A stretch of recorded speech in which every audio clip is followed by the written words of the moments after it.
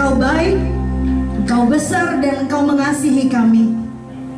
Terima kasih untuk malam ini Tuhan. Kami tahu tidak ada satupun yang terjadi di dalam hidup kami tanpa seizin Tuhan. Jadi kalau malam hari ini kami ada di tempat ini, kami pun percaya itu karena Tuhan mengizinkan kami untuk bisa merayakan Natal bersama dengan teman-teman kami, bisa mendengarkan firman-Mu, bisa menyanyikan lagu-lagu Engkau Tuhan. Terima kasih Tuhan, terpujilah nama-Mu Tuhan yang hidup, yang baik, yang besar di dalam hidup kami. Kami hanya mengizinkan Roh-Mu yang bekerja Tuhan di tengah-tengah kami. Engkau sendiri Tuhan yang memberikan tanah yang baik di dalam hati kami, sehingga setiap benih firman yang dibagikan boleh tertanam di dalam hati kami, bertumbuh di dalam hidup kami, dan kami boleh menjadi pelaku-pelaku firman. Terima kasih Tuhan, hanya di dalam nama Yesus yang siap untuk mendengarkan firman Tuhan, sama-sama katakan amin. Silakan duduk teman-teman, ya bisa beri tepuk tangan buat Tuhan kita Yesus. Tepuk tangan yang keras dong. Tuhan Yesus baik. Shalom, selamat malam teman-teman. Ih, suaranya mana? Shalom. Ya, puji Tuhan. Haleluya, terima kasih buat kesempatannya pada malam hari ini. Kita bisa kumpul lagi ya, ketemu lagi ya teman-teman ya. Terima kasih untuk Pak Gem, Ko Endi, Bu Gem, Cihana, untuk ketua youth kita kesayangan Koko Kim, Cisanti, mana tepuk tangannya? Saya bersyukur dan berterima kasih. Terima kasih untuk kepercayaannya teman-teman dari Gebis, untuk undangannya. Saya merasa tersanjung ya. Saya bukan siapa-siapa, saya bukan apa-apa, tapi kalau saya mendapat kepercayaan ini, saya bilang saya nggak mau lewatin ini Tuhan. Saya nggak mau lewatin ini. Saya senang banget ngomongin tentang Tuhan. Saya senang banget cerita tentang Tuhan. Saya senang banget sharing apa yang lu alamin sama Tuhan. Jadi saya bilang walaupun saya nggak punya basic sebagai seorang pembicara, tetapi saya hanya mengandalkan Tuhan, dan saya yakin Dia akan mengarahkan kita semua malam hari ini untuk bisa mengerti firman Tuhan. Ini minta maaf teman-teman, saya pas maju ke depan nih saya keselak ya. Terus kayaknya kok nggak tuntas-tuntas di leher nih. Kayak masih ada yang nempel terus gitu. Tadi sebelumnya aman-aman aja ya. Ya, tapi Tuhan tetap baik ya, tetap fokus di saya dengerin firman Tuhan ya. Baik teman-teman, jadi saya balik lagi. Sebenarnya setiap bulan Desember itu tuh saya bulan-bulan sibuk. Kenapa? Karena saya tuh nggak kerja. Saya itu ibu rumah tangga. Oh iya, belum kenalin ya. Kenalin, nama saya Sani. Ya, saya udah menikah, anak 1. Saya adiknya Cisanti ya. Jadi di sini banyak, ada juga keponakan-keponakan saya. Saya yang melayani Tuhan. Saya seneng banget bisa ketemu dengan orang-orang yang udah saya kenal. Ya, muka-muka yang sudah gak asing buat saya. Jadi saya kerja cuma di akhir dan di awal tahun, yaitu buka open cookies ya, cookies Natal, cookies Imlek. Jadi saya kerjanya di akhir dan di awal, makanya itu bulan-bulan sibuk banget. Tapi justru saya malah dapat pelayanan ini. Saya bilang walaupun saya sibuk, mungkin saya kesulitan untuk membagi waktu, tetapi saya nggak mau mundur, saya mau tetap maju. Sebab ini adalah kesempatan untuk saya bisa membagikan kebenaran firman Tuhan. Amin? Amin. Oke, langsung aja kita buka slide kita. Ya, janji Tuhan itu pasti. Ini tema Natal kita tahun ini teman-teman. Ada di 2 Petrus 3 ayat 9 ya. Untuk semua ayat saya kasih ayatnya, oke. Tapi padahal sebenarnya saya nggak mau dikeluarin tuh Koyanto, coba ditutup ya. Saya mau teman-teman yang buka Alkitabnya, ya. Sebab ini ayat kita nih. Sebab ini ayat tema kita. Jadi kita sendiri yang harus membuka ya. Kita harus baca ya. Kita harus baca. Yuk. Udah ketemu? Yang ketemu bilang amin. 2 Petrus 3 ayat 9. Mana amin? Amin. 2 Petrus 3 ayat 9. Kita baca ya. 3, 2, 1.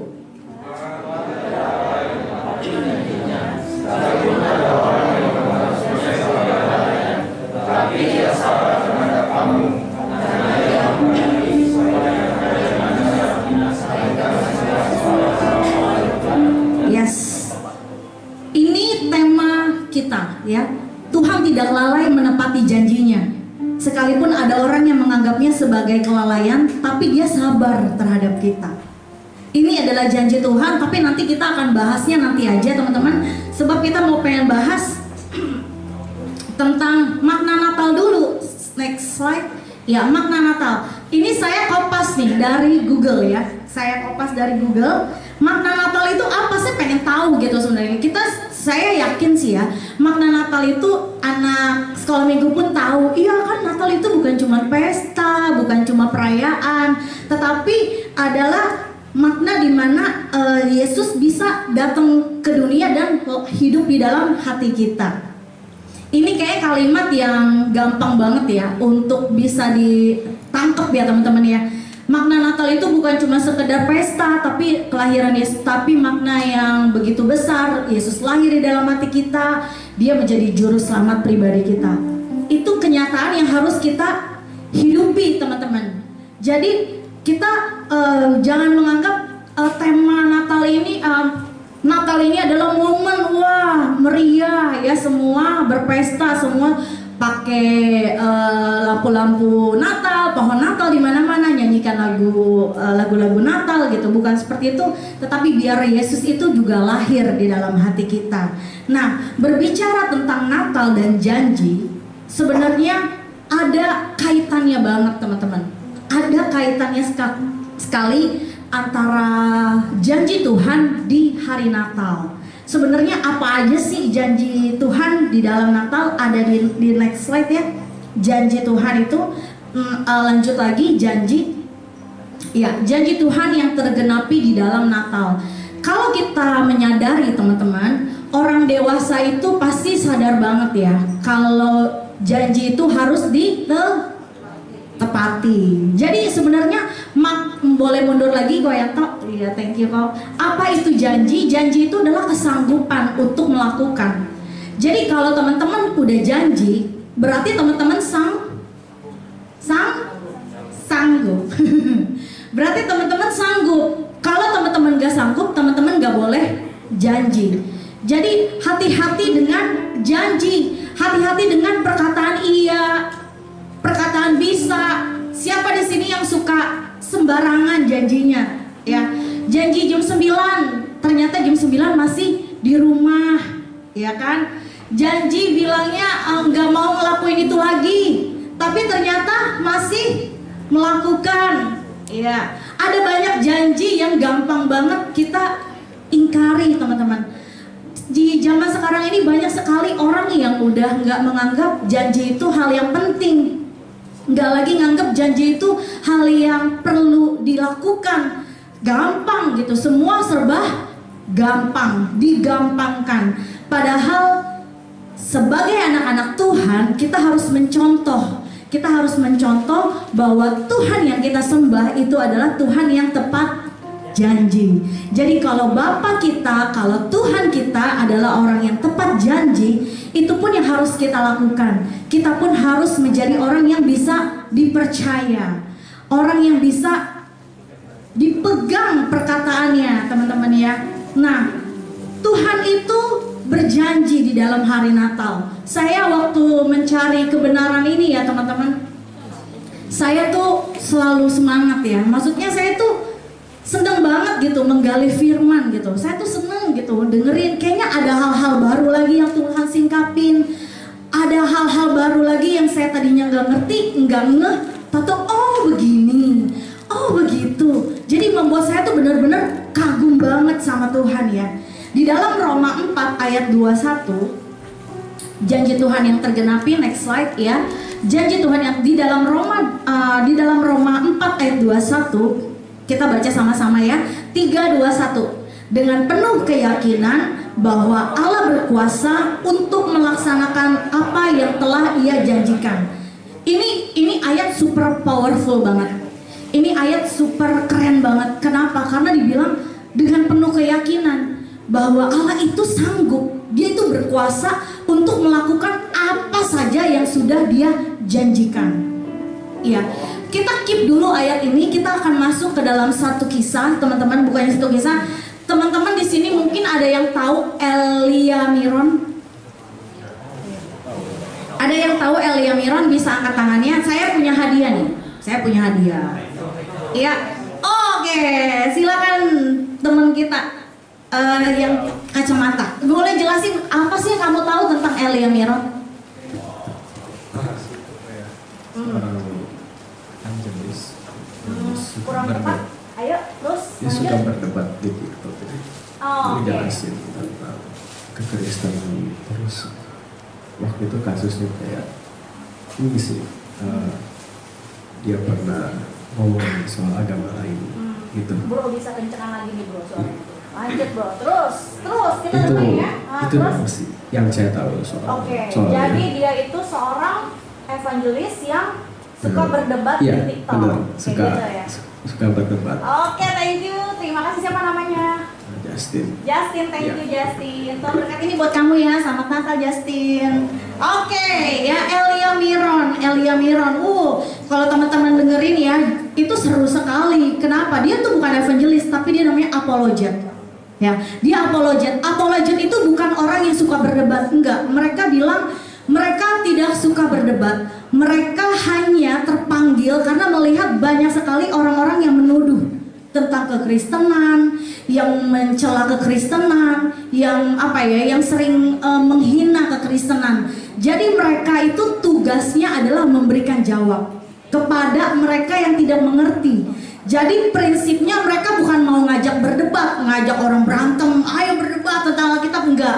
Prinsipnya mereka tetap kasih, karena mereka menganggapnya mereka itu nggak tahu apa-apa. Jadi sudah sepantasnya para apologet ini memberikan jawab kepada orang yang tidak mengerti dengan standar kasih ya. Jadi Elia Miron, benar. Saya tertarik banget dan banyak banget apologet yang seliweran, bukan cuma di TikTok ya, di YouTube, di mana. Wah, seru banget loh. Teman-teman, saya mau kasih tahu teman-teman ya. Jadi anak Tuhan, jadi orang Kristen, jangan cuma taunya Tuhan itu baik, Tuhan itu kasih, itu memang benar banget. Tapi teman-teman harus membuka wawasan teman-teman, ya. Harus tahu tentang Tuhan, tentang prinsip-prinsip kekristenan, tentang sejarah gitu, tentang para nabi, tentang firman Tuhan yang digenapi. Itu teman-teman semua harus mengerti. Kenapa? Jangan sampai karena ketidaktahuan kita, waktu kita diserang, waktu kita diberikan pertanyaan, kita nggak bisa jawab dan kita malah lock out. Malah kita keluar dari iman kita, malah kita pindah. Kenapa? Karena ketidaktahuan kita. Jadi hati-hati ya. Nah, balik lagi ke si Elia Miron. Jadi di dalam YouTube si Elia Miron ini pernah ditanya, menurut kamu, karena si Elia Miron ini pintar banget ya, bener ya Justin ya? Pinter ya, Elia Miron itu pinter banget, jawabannya sangat cerdas ya. Ditanya, mengapa kamu memilih Yesus? Apakah menurut kamu Yesus itu Tuhan yang make sense? Ditanya nih, Yesus itu apakah Tuhan yang make sense?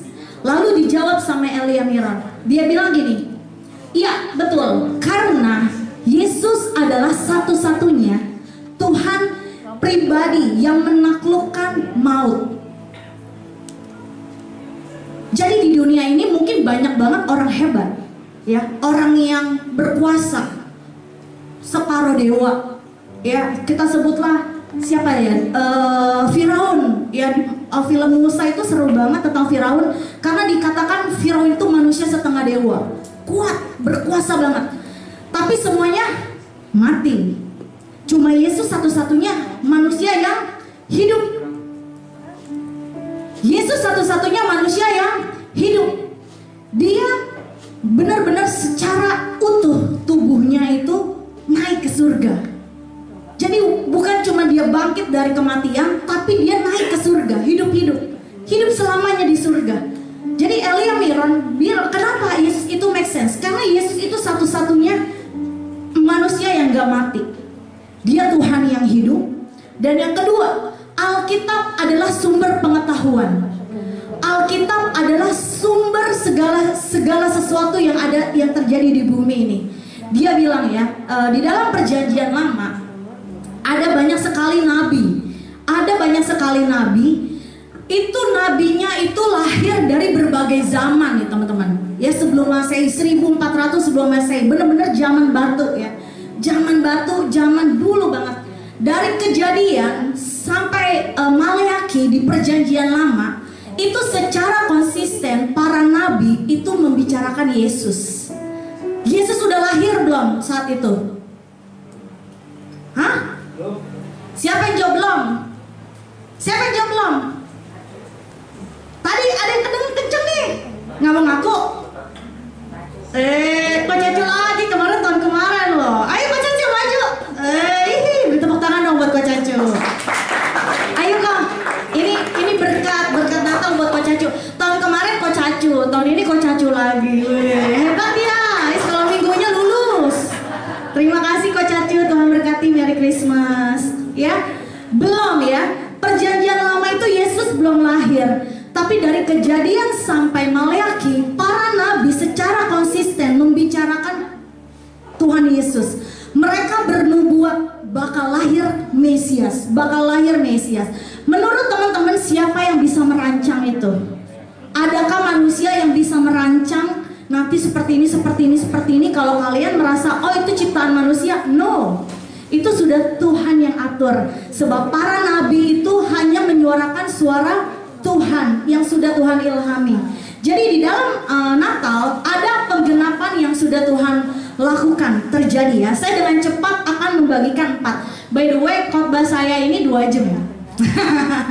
2 jam ya kawan Kim ya. Ya, jadi teman-teman siap-siaplah buka telinga ya. Sabar-sabar buat belajar ya. Sabar-sabar teman-teman. Harus melatih diri untuk mendengar ya. Melatih diri untuk tenang mendengarkan bicara. Sebab itu akan sangat menolong teman-teman untuk bertumbuh di dalam Tuhan ya. Akan sangat menolong teman-teman untuk bisa mengenal Tuhan. Oke? Ya, ada 4 dengan cepat. Saya mendengarkan cerita ini, saya benar-benar takjub dan saya semakin kagum. Wah, Tuhan saya hebat, Tuhan saya dahsyat ya. Yang pertama, next slide. Penggenapan janji Tuhan di Natal, nubuatan tentang Ibu Yesus. Ya. Di dalam Yesaya 7 ayat 14, Yesaya 7:14, by the way, Yesaya itu menulis kitabnya itu 740 sebelum Masehi. Jadi 740 tahun sebelum Yesus lahir. Jauh banget, lama banget, ratusan tahun 740. Tapi Yesaya sudah menubuatkan ini, Nabi Yesaya. Dikatakan di dalam Yesaya 7 ayat 14, ayat itu 7 ayat 14 dikatakan, sebab itu Tuhan sendirilah yang akan memberikan kepadamu suatu pertanda. Sesungguhnya seorang perempuan muda mengandung dan akan melahirkan seorang anak laki-laki, dan ia akan menamakan dia Immanuel. Di dalam Yesaya 7 ayat 14, kalau versi King James-nya itu dikatakan virgin, a virgin, seorang perawan. Jadi kalau di dalam Alkitab Indonesia dibilang perempuan muda, ya memang setiap yang hamil itu perempuan muda. Nggak mungkin sudah keriput, ya sudah tua bisa hamil. Perempuan yang hamil itu perempuan muda.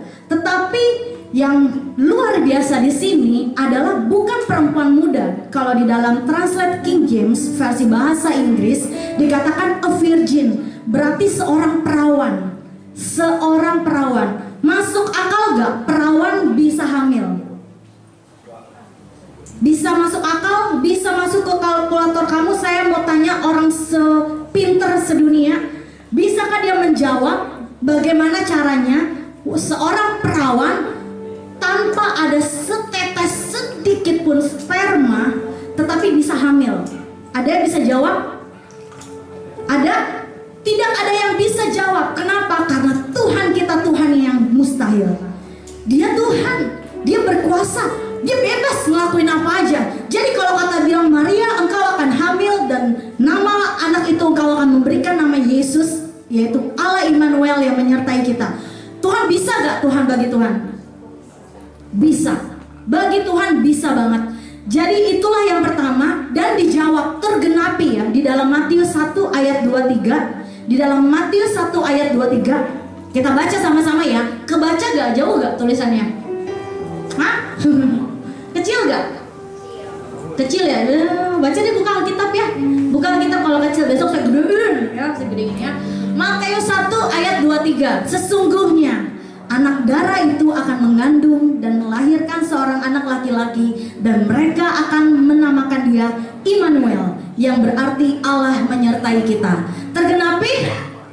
Matching ya. Yang satu sudah meramal dan yang satu di dalam perjanjian baru tergenapi. Yang kedua dengan cepat. Yusuf next slide, Koyanto. Iya, Yusuf ayah Yesus berasal dari Yehuda. Ini adalah penggenapan Natal yang kedua yang terjadi nih teman-teman. Ribuan tahun ini kejadian loh ya. Alkitab pertama kali dibuka itu di mana? Kejadian. Jadi Kejadian 49 ayat 10. Kita baca ya. Kalau nggak bisa kebaca, teman-teman buka Alkitab ya. Buka Alkitabnya sayang. Jangan bengong. Buka Kejadian 49 ayat 10. Teman-teman bakal terpana loh ya. Firman Tuhan ini hidup banget, keren banget ya. Kejadian 49 ayat 10, yang udah ketemu bilang amin. 3, 2, 1. Tongkat kerajaan tidak akan beranjak dari Yehuda, ataupun lambang pemerintahan dari antara kakinya, sampai ia datang yang berhak atasnya, maka kepadanya akan takluk bangsa-bangsa. Di dalam Kejadian 49 ayat 10 dikatakan ini nubuatan dari Musa ya. Musa yang mencatat kejadian itu, Musa yang mencatat ya. Dia bilang tongkat kerajaan tidak akan beranjak dari Yehuda. Jadi kerajaannya akan kekal sampai semua bangsa-bangsa takluk kepadanya. Itu nubuatan nih, dan tergenapi di dalam Matius 1 ayat 3 ya. 3. Di dalam Matius 1 ayat 3 dikatakan ini adalah cerita tentang silsilah Yesus ya. Dan kita tahu banget silsilah Yesus, generasi di atasnya gitu ya, keturunannya Yesus itu berasal dari Yehuda. Di dalam Matius 1 ayat 3, Yehuda memperanakan Peres dan Zera dari Tamar, bla bla bla bla bla bla. Jadi firman Tuhan saat itu memberikan nubuatan itu, kalau teman-teman gak tahu, itu sama seperti ramalan ya. Nubuatan itu sama seperti ramalan, tapi beda ya, enggak sama. Kalau ramalan itu dia berdasarkan apa yang dia tahu, apa yang dia lihat, apa yang dia terawang. Tetapi kalau nubuatan itu datang dari Tuhan ya. Mungkin saat itu para nabi ini seperti Yesaya, dia nggak ngerti maksudnya apa yang dia katakan itu gitu, karena lama banget ya, sampai ribuan tahun baru terjadi. Tapi tetap konsisten, nabi-nabi ini tetap konsisten memberitakan kelahiran Yesus ya. Yang kedua ini adalah tentang Yesus, tentang Yusuf ayah Yesus berasal dari Yehuda. Dan memang benar banget di dalam Kejadian 49 dikatakan bahwa tongkat kerajaan tidak akan beranjak dari Yehuda, ya kan? Yesus memiliki kerajaan kekal, pemerintahannya sampai selama-lamanya. Jadi itu tergenapi teman-teman, bahwa dari suku Yehuda akan lahir Mesias. Selanjutnya next slide, yang ketiga, Yesus lahir di Bethlehem. Ini berbicara tentang lokasi kelahiran. Di dalam Mika 5 ayat 1, di dalam Mika ya, teman-teman bisa lihat lagi di sini. Ini kebenaran yang luar biasa, keren banget, benar-benar keren. Gak ada novel bersambung sampai ribuan tahun. Gak ada yang bisa merancang, membuat sebuah cerita, bahkan dongeng sekalipun, tidak ada yang sanggup menyelesaikan secara baik, secara tuntas, secara sempurna kalau memang bukan ilhamnya dari Tuhan. Jadi semuanya itu memang sudah Tuhan yang atur buat kita semua. Di dalam Mika 5 ayat 1 dikatakan, tetapi engkau hai Bethlehem Efrata, yang terkecil di antara kaum-kaum Yehuda, tapi daripadamu akan bangkit bagiku seorang yang akan memerintah Israel. Ya, yang kecil yang gak berarti. Teman-teman di sini siapa yang merasa kecil, yang merasa tidak dipandang, yang merasa saya bukan siapa-siapa, yang merasa saya tidak cukup keren, saya uangnya sedikit, handphone saya ketinggalan banget, aduh penampilan saya katro banget, saya juga bukan orang yang pinter, keluarga saya aduh aur-auran, ancur-ancuran, sekolah saya nilainya jelek banget, di mana-mana saya dijauhin, kayaknya orang tuh nggak nyaman berteman sama saya, kayaknya orang tuh nggak suka sama saya, dan segala perasaan berbagai macam yang merasa teman-teman kecil. Perhatikan baik-baik ya, sama seperti Bethlehem, kota yang kecil, bahkan dikatakan Bethlehem itu kampung. Kalau Jakarta ini kota, Bethlehem itu kampung, dusun, kecil, ketinggalan. Tetapi itu yang Tuhan pilih untuk lahirnya juru selamat. Jadi bukan dari ukuran manusia melihat segala sesuatu. Kita harus lihat rencana Tuhan bagi hidup kita. Apapun bisa Tuhan ubahkan. Ya, jadi lokasi di dalam Mika itu dikatakan Hai Bethlehem, dan benar tergenapi, matching, dan yes, centang gitu ya, centang banget karena sudah berhasil tergenapi, karena di dalam Matius 2 ayat 1 dikatakan Yesus lahir di Bethlehem.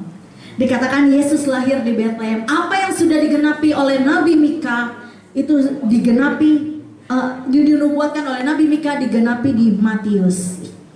Yang keempat, next slide lagi. Ya, sebelum Yesus lahir akan ada pendahulu. Ya, sebenarnya kalau teman-teman belajar tentang apologet itu seru banget loh, bener-bener seru banget ya. Mereka itu pemahaman tentang Alkitab yang luar biasa banget. Saya senang banget mendengarkan mereka, pengetahuan mereka tuh luar biasa. Dan mereka bisa dengan tenang, dengan santai, tanpa emosi, menjawab segala tuduhan-tuduhan gitu. Bahkan ejekan-ejekan dengan tenang ya. Mereka benar-benar dikuasai banget secara emosionalnya, sangat sehat ya.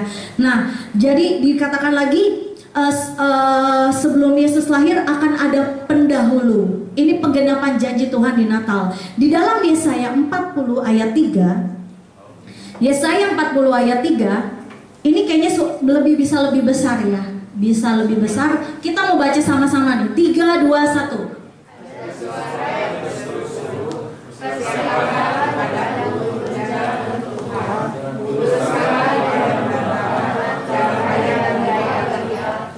Iya, Tuhan sudah merancang sebelum dia lahir ke dunia harus ada yang buka jalan. Raja mau datang, masa nggak ada yang sambut, masa nggak ada yang buka jalan, ya kan? Orang penting aja di sini apa tuh, polisi tetot-tetot, apa kok namanya lo? Ayo ya, dikawal ya. Orang-orang biasa di sini yang punya duit aja yang nggak seberapa, bisa dikawal, buka jalan, dia mau pengen lewat. Ya, bagaimana Tuhan kita sama. Yesus juga raja dunia. Waktu dia datang harus ada yang sambut. Di dalam Yesaya 40 ayat 3 ada suara yang berseru-seru, persiapkanlah di padang gurun jalan untuk Tuhan, luruskanlah di padang belantara jalan raya bagi Allah kita. Dan di dalam Yohanes 1 ayat 2-3 tergenapi ya. Yohanes Pembaptis itu tinggalnya di padang gurun, dan dia memang benar banget ya, kelahirannya itu sama seperti Yesus ya. Dia datang, dia juga lahir secara supranatural juga. Jadi mamanya Yohanes ini, jadi teman-teman perhatikan ya, teman-teman harus bangga loh ya kalau kalian jadi Kristen. Kalian harus bangga sebab Tuhan yang kalian sembah itu Tuhan yang hidup. Dia hebat banget, nggak ada yang mustahil buat Tuhan. Kalau dia bilang bisa, bisa. Kalau dia bilang enggak, enggak. Mamanya Yohanes Pembaptis itu udah tua, udah tua. Tetapi karena Tuhan tahu Yesus harus lahir, dia buka kandungan dari Elizabeth itu, walaupun dia tua, walaupun dia mandul, kalau kata Tuhan hamil. Hamil gak Elizabeth? Hamil. Yohanes Pembaptis dikandung oleh Elizabeth. Ya, itu hal yang luar biasa banget teman-teman. Dan di dalam Yohanes 1 ayat 23, Yohanes sendiri mengakui, akulah suara orang yang berseru-seru itu. Akulah orang yang membuka jalan bagi Tuhanku. Keren, beri tepuk tangan buat Tuhan kita. Ya, jadi perhatikan sampai di sini teman-teman, ada 4 momen penting yang Tuhan genapi janjinya di momen Natal. 4-4-nya itu begitu, nggak masuk akal bagi manusia ya. Gak bisa manusia rancang sebegini rapi tersusun gitu. Hanya kuasa Tuhan yang sanggup menjadikan itu nyata. Lanjut ya, lalu bagaimana nih janji Tuhan tergenapi di dalam hidup kita? Bagaimana teman-teman? Di sini saya punya cici ya, mamanya Davin, Daniel ya. Dia punya teman orang kaya, banyak duit ya. Temennya udah temenan dari SMP, dari kecil sampai sekarang udah berteman. Jadi bagaimana baiknya itu saya melihat ya, temennya ini baik sekali gitu sama cici saya ya. Kalau ulang tahun dikirim makanan yang banyak, pergi kemana-mana nggak pernah mau dibayar gitu. Terus benar-benar pernah suatu hari cici saya dibawa ke sebuah toko branded dan dia bilang pilih hadiahnya gitu buat lu ulang tahun gitu. Jadi saya melihat cici saya ini beruntung sekali ya. Beruntung sekali punya teman yang baik hati ya. Orang yang baik hati, orang biasa aja yang baik hati itu kita bangga. Kita senang kenalnya. Bagaimana dengan Tuhan?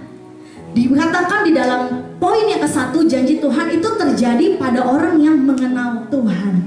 Jadi kalau teman-teman kurang kenal, apalagi nggak dekat sama Tuhan, bisa nggak terima janji Tuhan? Bisa nggak? Sorry mar sorry, ya kenal aja kita kagak. Bagaimana kamu bisa menerima janji itu? Makanya kita itu harus membangun hubungan dengan Tuhan. Kita harus dekat sama Tuhan. Ada orang mikir begini ya, Cisani, bangun hubungan sama Tuhan itu susah, males gitu. Tuhan itu di otak manusia begini, Tuhan itu besar, Tuhan itu mulia, sedangkan saya terbatas, saya banyak dosa, saya nggak layak dekat sama Tuhan. Tuhan itu baik, saya jahat. Tuhan itu sempurna, saya banyak kekurangan. Bagaimana mungkin saya bisa bergaul sama Tuhan? Ada yang pernah pemikiran kayak gitu? Yang punya pemikiran kayak gitu, ya jangan ngangguk deh, ntar ketahuan kiri kanan ya. Dalam hati aja, ya saya ngerasa susah banget bangun hubungan sama Tuhan. Tapi malam ini saya mau kasih tahu teman-teman, itu adalah salah. Kenyataannya justru lebih susah bangun hubungan sama manusia. Manusia itu ribet, manusia itu banyak kekurangan, manusia itu penuh misteri, sulit untuk ditebak. Manusia itu terbatas, manusia itu bisa melakukan kesalahan, bisa khilaf.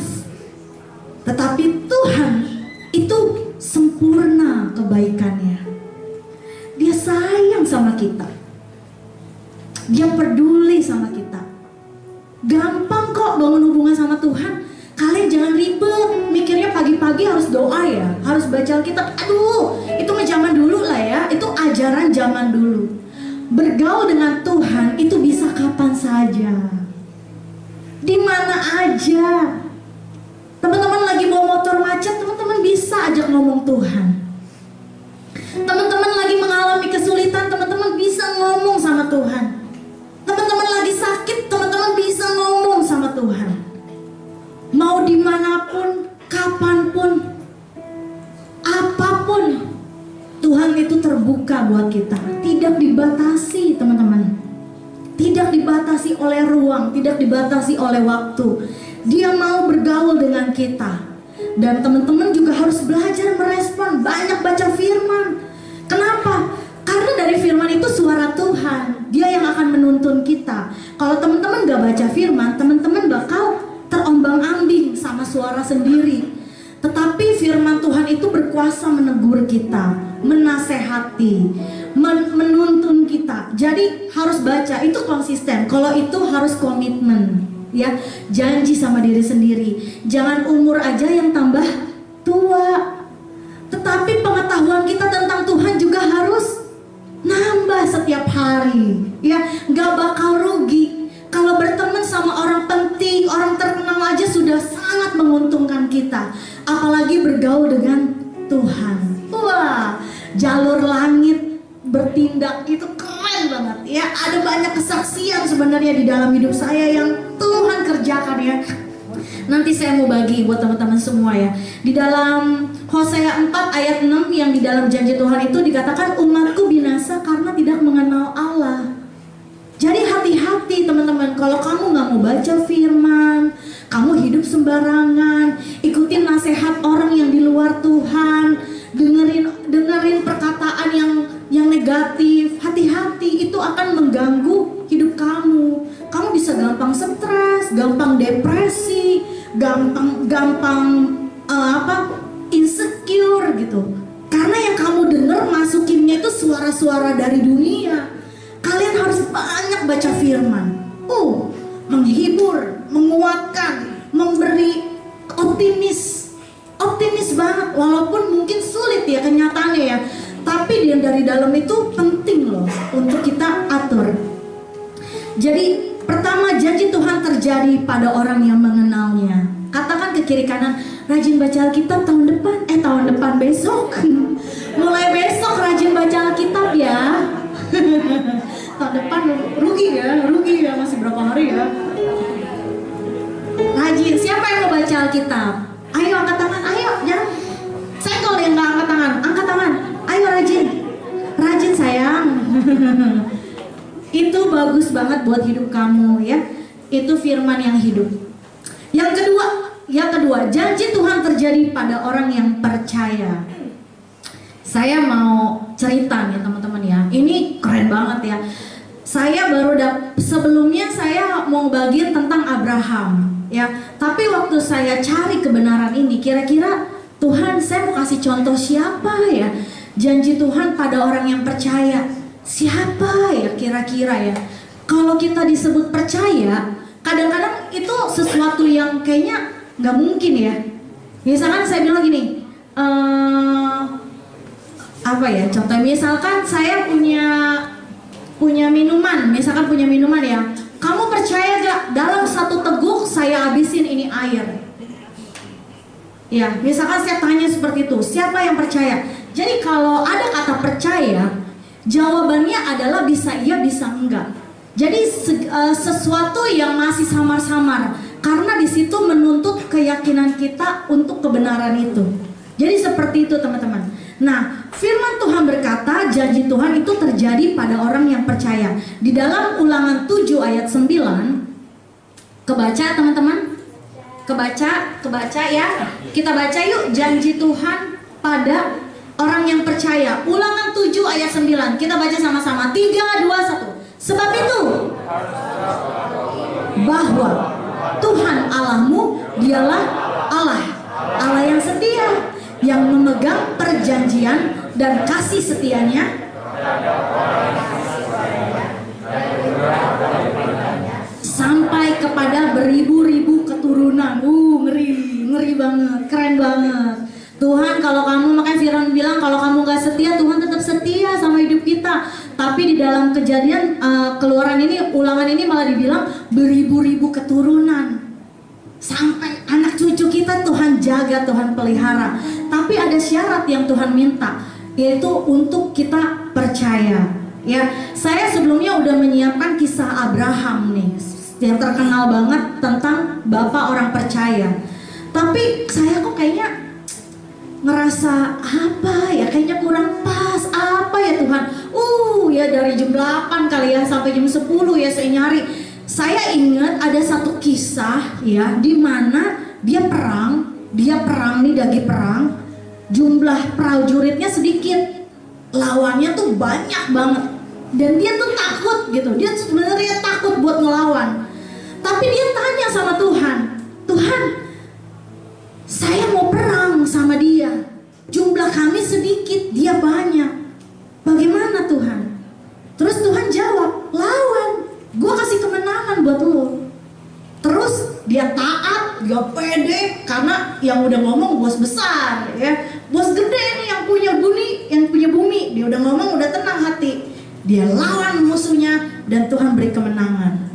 Saya lihat ini, saya pikir Daud ya, tapi ternyata bukan Daud, ternyata Gideon. Ya, Gideon, aduh, saya nyari bolak-balik siapa ini tokohnya yang saya ingat, ternyata ini Gideon ya, di dalam Hakim-Hakim. Mau dengar ceritanya? Ini lebih seru loh teman-teman. Kalau baca Alkitab itu imajinasinya mesti dipakai, jangan baca ngantuk, tapi kamu harus membayangkan, mengimajinasikan. Di pikiran ini harus bermain gambar-gambar. Saya paling seneng cerita tentang Daud perang-perangan, makanya saya seneng banget film Kolosal ya, film ya pokoknya film perang, lupa ya. Ada satu film yang saya suka banget, judulnya 300. Ada yang tahu di sini? Ya, film 300 ya kok ya. Film 300 itu bagus banget, saya yakin itu pasti terinspirasi dari kitab Gideon. Cerita cepet tentang siapa itu Gideon ya. Gideon itu sama anak muda ya, jadi keturunan Israel itu anak Yakub ada berapa orang? 12. Pinter ya ya, orang Israel itu punya anak 12 dan itu semua dikatakan keturunan Israel. Tetapi Israel ini kembali ditindas oleh orang Midian di dalam Hakim-Hakim. Firman Tuhan bilang orang Israel sampai melarat, saking ditindasnya. Dia kuasain sumur, pertanaman semua diambil alih sama Midian, sampai orang Israel ini melarat. Dan Gideon itu lahir dari kaum yang kecil. Saya lupa catat ya, maaf ya, siapa nama leluhurnya dia gitu ya. Tetapi dia kaum yang paling kecil dan dia anak yang paling muda. Anak cecerek sama kayak Daud, nggak dianggap. Tapi firman Tuhan datang sama Gideon. Firman Tuhan bilang, kamu harus membawa bangsa Israel keluar dari tanah ini. Hah? Si Gideon bingung. Saya masih muda, bukan saya gitu. Teman-teman tahu apa yang terjadi? Sampai 2 kali Gideon itu minta tanda sama Tuhan. Kalau memang Tuhan mau nyuruh saya keluarin bangsa Israel dari tanah Midian ini, saya minta tanda. Dikasih tanda, dua-duanya terjadi. Tandanya kalau pagi itu kan ada embun ya teman-teman ya. Teman-teman tahu kalau di dalam pedesaan gunung-gunung itu kita jemur baju, jemur anduk, bukannya kering malah tambah basah. Coba deh kalau nggak coba, tes ya. Bukannya tambah kering malah basah karena pagi itu ada embun, ya kan? Nah, si Gideon bilang sama Tuhan, kalau memang Tuhan nyuruh saya keluarin bangsa Israel dari Midian, ini bulu domba ya, bulu domba.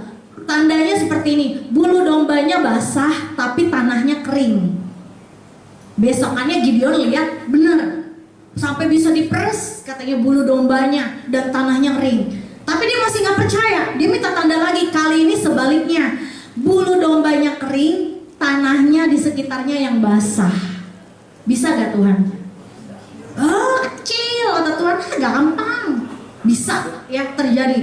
Akhirnya Gideon pede, dia ngomong sama bangsa Israel, Tuhan sudah bilang kita harus melawan bangsa Midian. Firman Tuhan bilang Midian itu orangnya banyak banget, udah kayak belalang. Jumlah untanya seperti pasir di pantai. Jumlahnya banyak banget. Aduh, bangsa Israel udah cuma segede kutu doang gitu. Tapi Tuhan bilang bangsa Israel jangan banyak-banyak kelawannya, gak boleh banyak-banyak. Akhirnya disortir dari 22 ribu tuh yang pergi ya. Jadi sekitar puluhan ribu orang disortir sampai cuma 300 orang doang. 300 doang prajurit yang dibawa Gideon untuk perang melawan orang Midian. Dan firman Tuhan berkata, Hakim-Hakim 8 ayat 28. Aku ada masukin di situ gak ya kok? Nggak ada ya. Hakim-Hakim 8 ayat 28 memutarbalikan keadaan terjadi ya. Firman Tuhan bilang orang Midian tunduk kepada Israel. Wih, keren gak? Keren banget itu. Cuma 300 tapi bisa melawan orang yang jumlahnya seperti pasir di pantai. Tuhan bilang bukan karena orang Israel hebat, tetapi karena aku yang berkuasa. Aku yang sudah meminta umatku untuk dilepaskan. Jadi teman-teman, firman Tuhan itu terjadi. Gideon pegang janji Tuhan dan dia percaya kalau Tuhan menyertai. Walaupun kenyataannya berat, walaupun kenyataannya nggak mungkin, tapi karena dia pegang janji Tuhan dan dia percaya, maka tergenapi di dalam hidup dia. Begitupun di dalam hidup kita, jangan setengah-setengah ikut Tuhan. Ya, jangan separuh-separuh. Harus sungguh-sungguh lagi buat Tuhan. Jangan ngerasa nanti saya masih suka begini begini. Udah santai aja ya. Ikut Tuhan gak ada tuntutan. Kamu harus begini, harus begitu, enggak. Santai aja, ikutin kata hati kamu. Kalau kamu ngerasa mau baca Alkitab, baca yang banyak ya. Ngomong dari hati kamu, bilang, Tuhan saya mau kenal Tuhan lebih dalam lagi.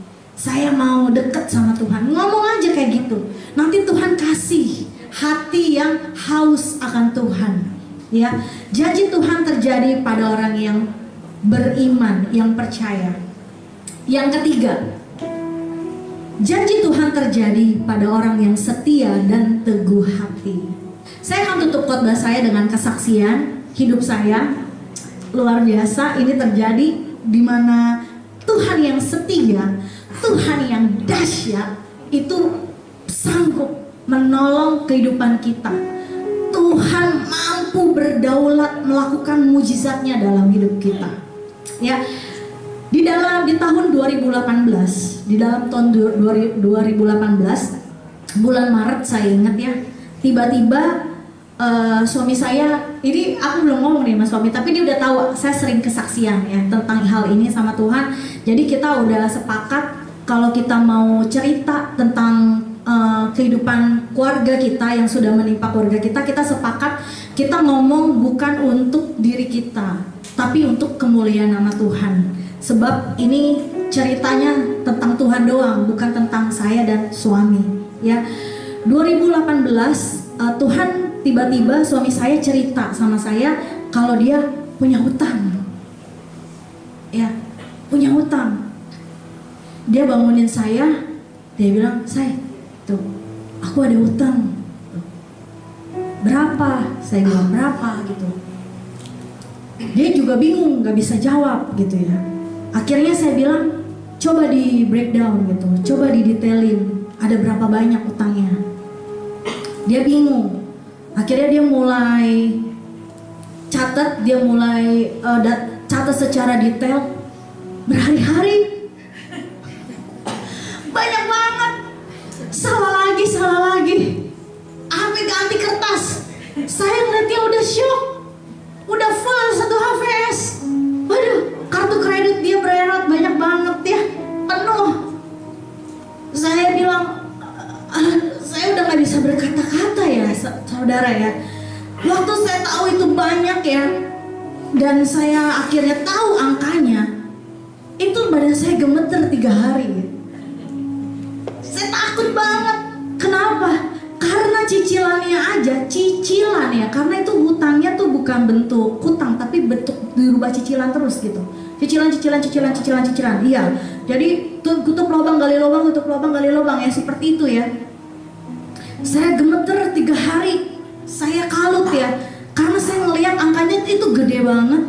Gaji saya sama gaji suami saya digabung untuk bayar cicilannya itu nggak cukup.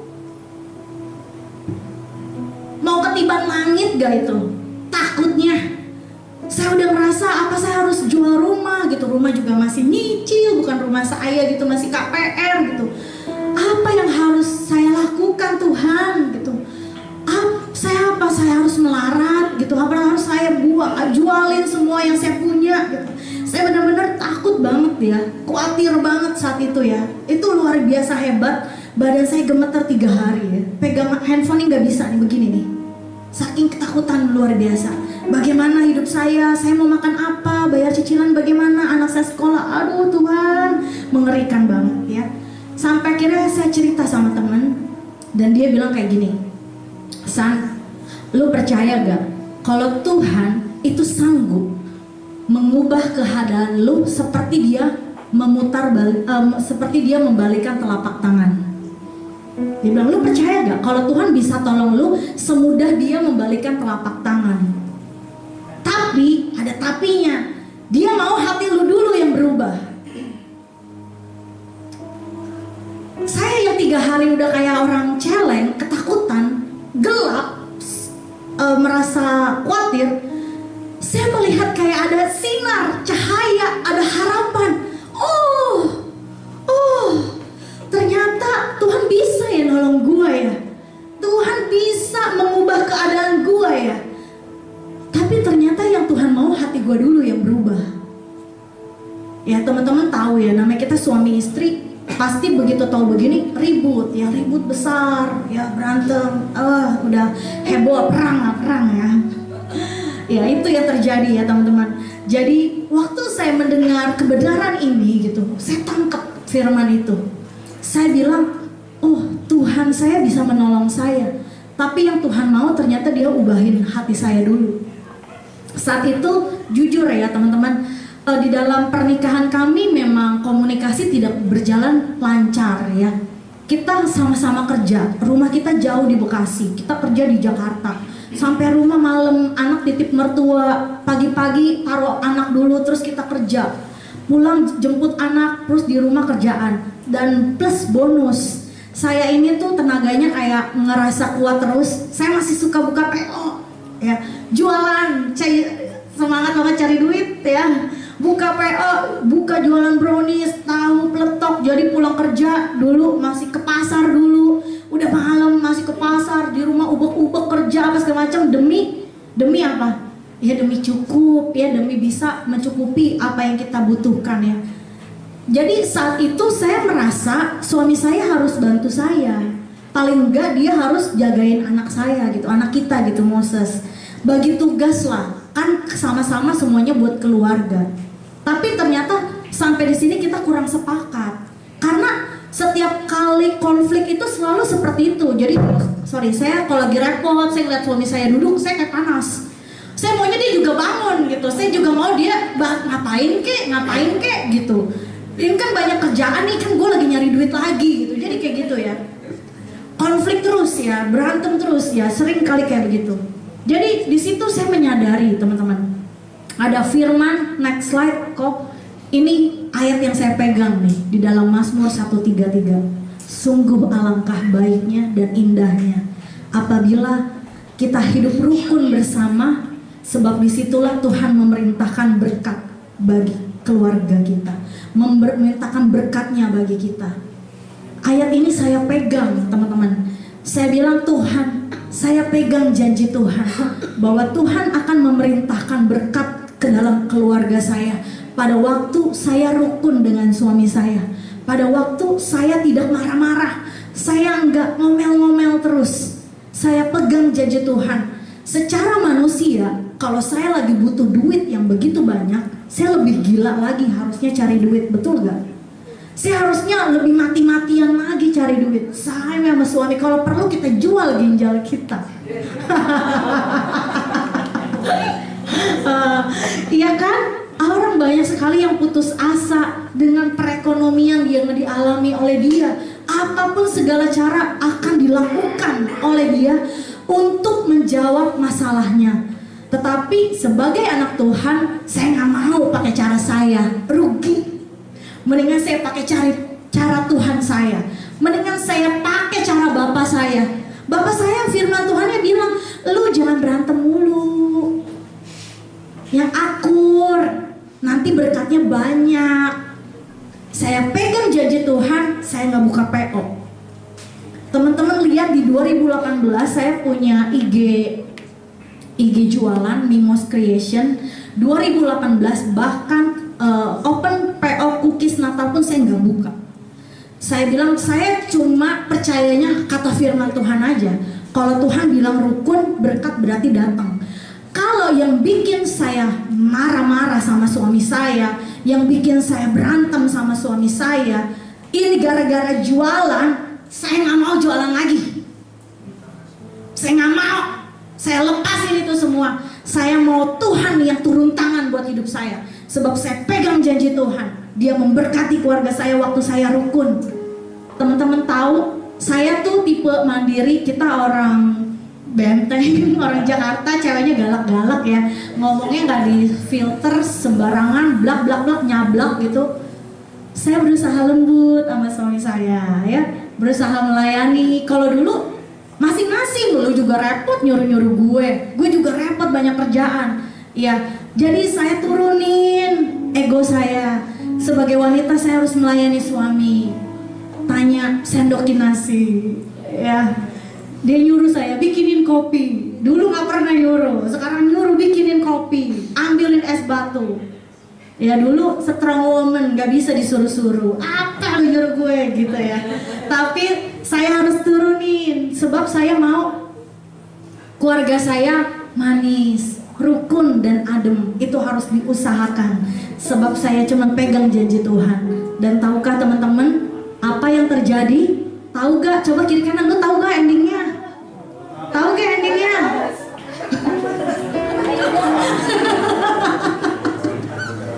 Endingnya tahu gak? Happy ending apa sad ending nih?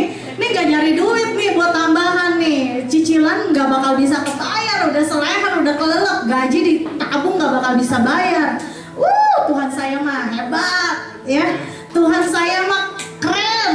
Dia tolong saya. Teman-teman tahu suami saya itu marketing ya, marketing. Dia jualan di perusahaannya, dia punya sampingan, meledak-meledak semua di segala penjuru. Betul? Betul Bang Michael? Meledak semua.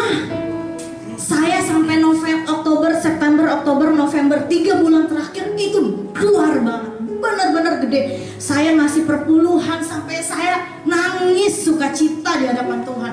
Saya nangis, saya bilang Tuhan, ini Engkau yang menyediakan pertolongan bagi saya. Saya cuma balikin 10% doang buat Tuhan.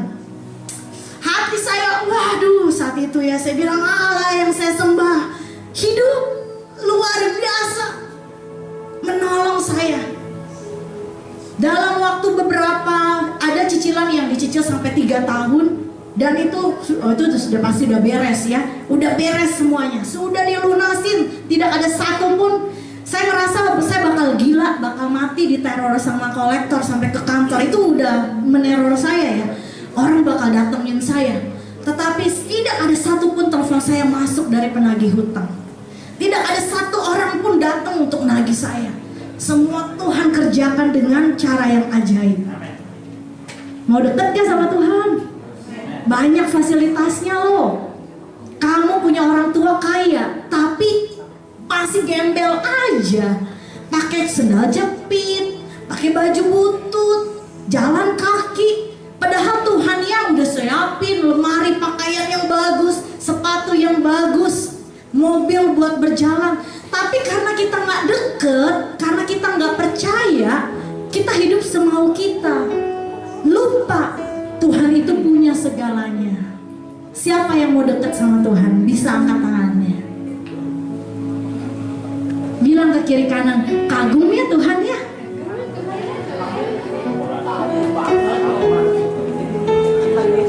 Dia Tuhan yang besar. Malam hari ini, next slide.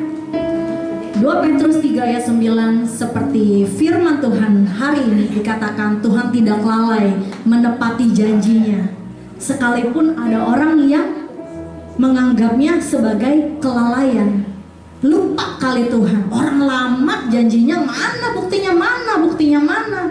Sudah lama ini, udah bertahun-tahun, berbulan-bulan. Tapi Tuhan tidak lalai menepati janjinya.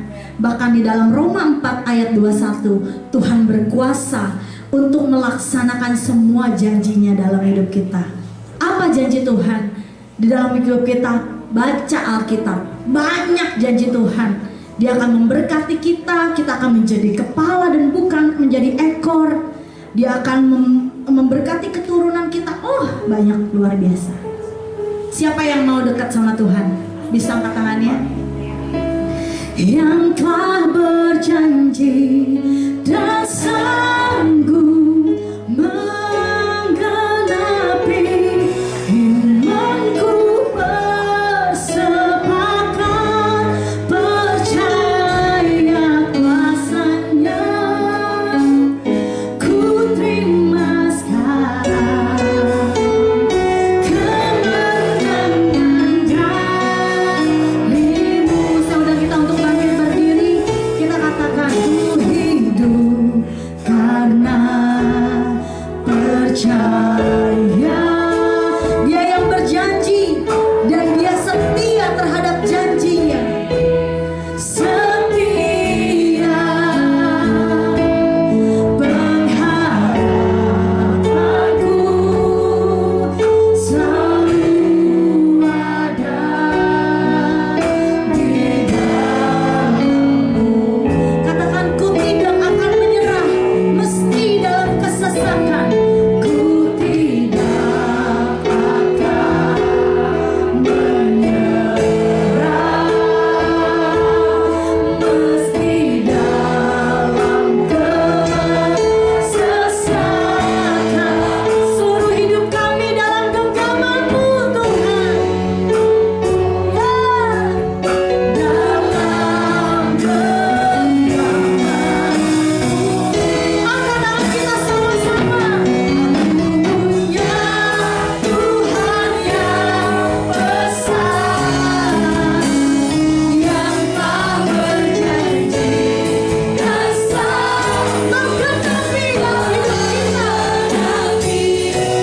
Imanku bersepakat percaya kuasanya.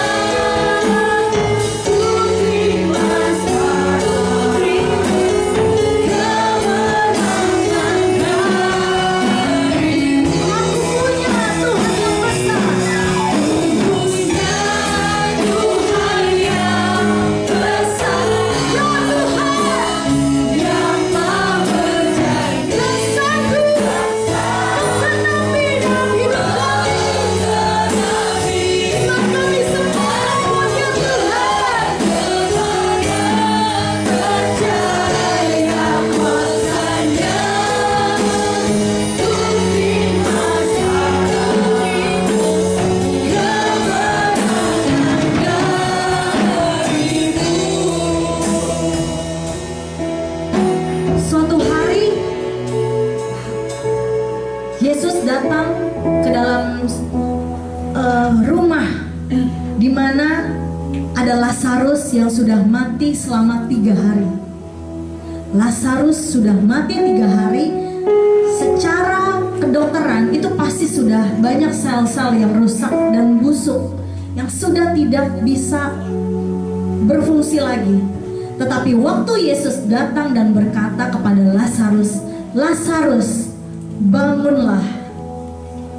Dan firman Tuhan berkata, Lazarus keluar dari kuburnya dan dia berjalan. Apa yang tidak mungkin bagi manusia, itu mungkin bagi Tuhan. Tidak ada manusia hebat satupun yang sanggup membangunkan orang yang sudah mati berhari-hari. Tetapi Yesus sanggup. Hari ini teman-teman, bagaimana dengan keadaanmu? Bagaimana dengan kehidupan pribadimu? Apa yang saat ini engkau alami? Apa yang saat ini sedang engkau pikirkan? Apa yang saat ini sedang kamu khawatirkan? Siang malam mengganggu pikiranmu, membuat kamu tidak bisa tidur, membawa kamu merasa takut dibayang-bayangi masalah ini. Apa yang membuat engkau cemas? Masa depan, keluarga, pekerjaan, sekolah, pertemanan, pasangan hidup, saudara, hubungan yang berantakan dengan orang lain. Apa yang menjadi pikiranmu selama ini? Biar malam hari ini teman-teman, mari kita datang kepada Tuhan Sang Maha Kuasa, dan terimalah janji Tuhan di dalam hidup kita, bahwa Dia sanggup memberikan apa yang menjadi keinginan kita ketika kita melakukan firman-Nya. Adakah teman-teman malam hari ini yang mau didoakan? Teman-teman mungkin merasa ragu akan kasih Tuhan, akan kuasa Tuhan, akan janji Tuhan. Jika teman ada yang ingin didoakan, bisa teman-teman taruh tangan di dada. Saya akan berdoa buat kamu. Saya akan berdoa kepada kamu, buat kamu semua. Jika engkau ingin minta didoakan agar janji Tuhan boleh digenapi di dalam hidup saya, letakkan tanganmu di dada.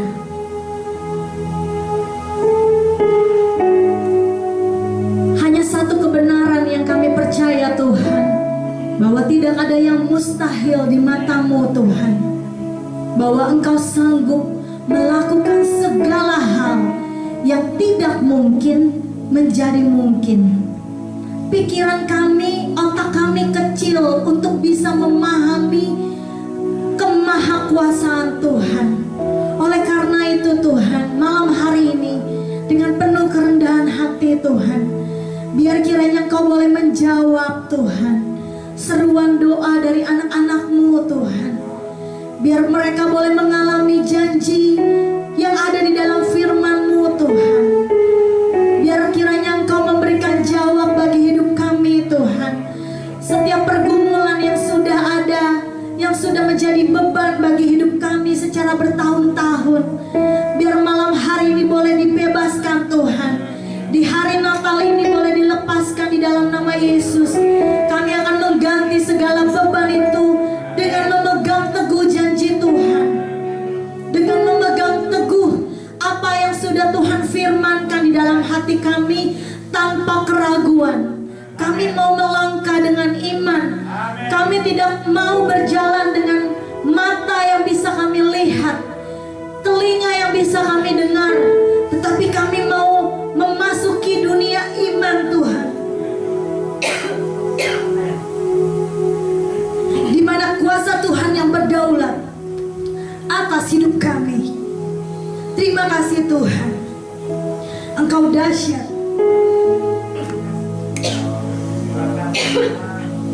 Hamba-Mu sudah selesai bicara, tetapi firman yang hidup sanggup untuk terus berbicara di dalam hati dan pikiran kami, untuk menginsafkan, untuk memberikan pertobatan, untuk menegur, untuk menasehati, untuk menuntun hidup kami yang salah Tuhan. Bawa kami ke dalam rencana-Mu Tuhan, bawa kami ke dalam rancangan-Mu yang dahsyat bagi hidup kami. Kami mau pilih Tuhan dan bukan pilih dunia.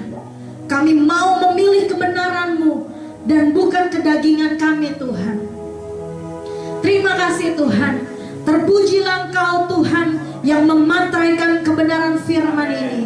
Hanya di dalam nama Yesus, nama yang hebat, yang berkuasa. Kita berikan tepuk tangan buat Tuhan kita Yesus. Sama-sama kita katakan amin. Beri tepuk tangan sekali lagi buat Tuhan. Haleluya.